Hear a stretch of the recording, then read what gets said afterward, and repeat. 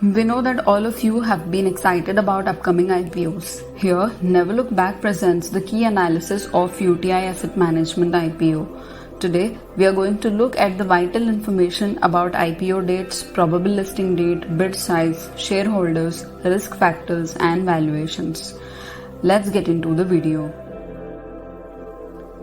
UTI AMC has its initial public offering opens on 29 September and closes on 1st October 2020. The company offers 3.8 crores of its shares at a band of Rs 552 to 554 per share. The company will be listed in both NSE and BSE on 12th October 2020 tentatively, and the bid size or lot size will be a minimum of 27 equity shares or in multiple. As we all know, UTI AMC is the subsidiary of the UTI Mutual Fund.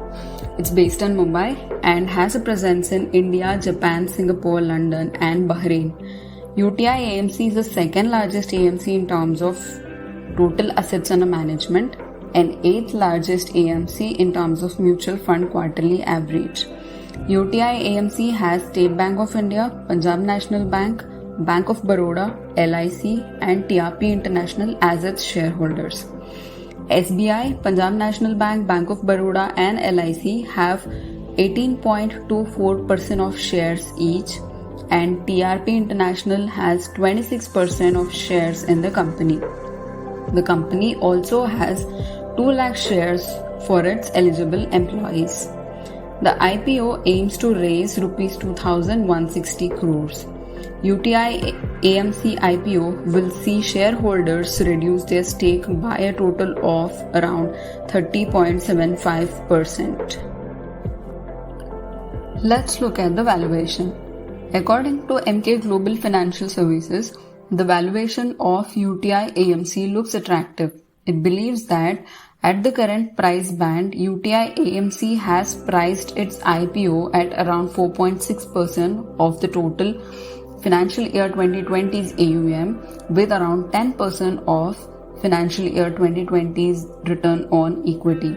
To do peer comparison, NAM India is trading at 7.4% of financial year 2020's AUM, and HDFC AMC is trading at 8.2% of financial year 2020's AUM. UTI Mutual Fund manages 153 mutual fund schemes of equity, hybrid, income, liquid, and money market funds with quarterly average AUM around Rs 1.3 lakh crore as of June 2020. Analysts believe that the IPO gains a strong interest from the investors. UTI AMC has a high return on equity and cash generating business. The total revenue of UTI AMC was at Rs 1,081 crore in the financial year 2019.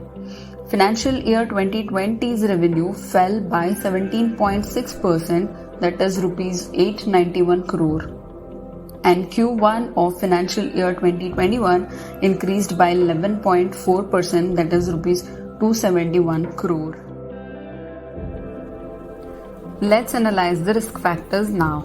A major portion of UTI's domestic mutual fund quarterly average AUM is concentrated in a few schemes.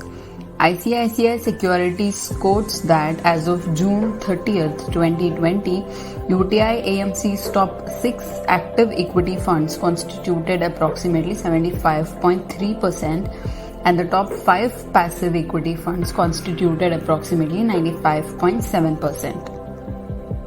HDFC Securities says UTI AMC's market share has declined consistently over the past years and may continue to do so, which could have an adverse impact on the business, financial condition, and results of operations. Credit risks related to the debt portfolio of funds may expose funds to significant losses, which may have a material adverse effect on the business results of operation and financial condition. That was the video on the analysis of UTI AMC's IPO. Hope it helped you to make the right decision. Let us know in the comment section. Hit the like button and encourage us. If you are new to this channel, subscribe to our channel and press the bell icon for the new video updates. We will be right back with our next video. Until then, stay tuned.